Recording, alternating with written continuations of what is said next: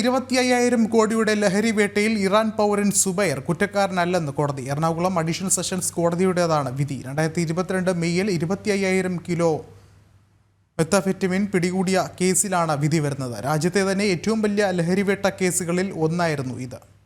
കൂടുതൽ വിവരങ്ങളുമായി രേഷ്മ ബാബു ചേർന്നുണ്ട്. രേഷ്മ, എന്താണ് മറ്റു വിവരങ്ങൾ? 25,000 കോടിയുടെ ലഹരി വേട്ട കേസിലാണ് ഇറാൻ പൗരനായിട്ടുള്ള സുബൈർ കുറ്റക്കാരനല്ലെന്ന് കോടതി കണ്ടെത്തിയിരിക്കുന്നത്. എറണാകുളം അഡീഷണൽ സെഷൻസ് കോടതിയുടേതാണ് വിധി. 2022 മെയ്യിലാണ് 2,500 കിലോ മെത്താഫെറ്റമിൻ പിടികൂടിയത്. ഈ കേസിൽ നിലവിൽ വിചാരണ പൂർത്തിയായിരുന്നു. എന്തായാലും രാജ്യത്തെ തന്നെ ഏറ്റവും വലിയ ലഹരിവേട്ട കേസുകളിൽ ഒന്നായിരുന്നു ഇത്. ഈ ഒരു സംഭവത്തിൽ വലിയ രീതിയിലുള്ള ഒരു അന്വേഷണം NCBയുടെ ഭാഗത്തു നിന്നും ഉണ്ടായിരുന്നു.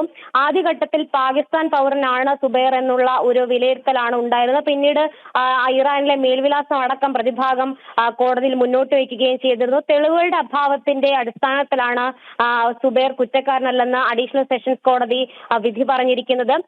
ഈ ഒരു കള്ളക്കടത്തിന് അല്ലെങ്കിൽ ലഹരി കടത്തിന് പിന്നിൽ പാകിസ്ഥാൻ കേന്ദ്രീകരിച്ച് പ്രവർത്തിക്കുന്ന ചില സംഘങ്ങളാണ് എന്നുള്ള വിലയിരുത്തലും അന്വേഷണവും നേരത്തെ NCBയുടെ ഭാഗത്തു നിന്നും ഉണ്ടാകുകയും ചെയ്തിരുന്നു. എന്തായാലും നിലവിൽ ഇറാൻ പൗരനായിട്ടുള്ള സുബൈർ കുറ്റക്കാരനല്ല എന്നാണ് അഡീഷണൽ സെഷൻസ് കോടതി വിധി പറഞ്ഞിരിക്കുന്നത്. വിഷ്ണു, ശരി, രേഷ്മയാണ് വിവരങ്ങൾ നൽകിയത്.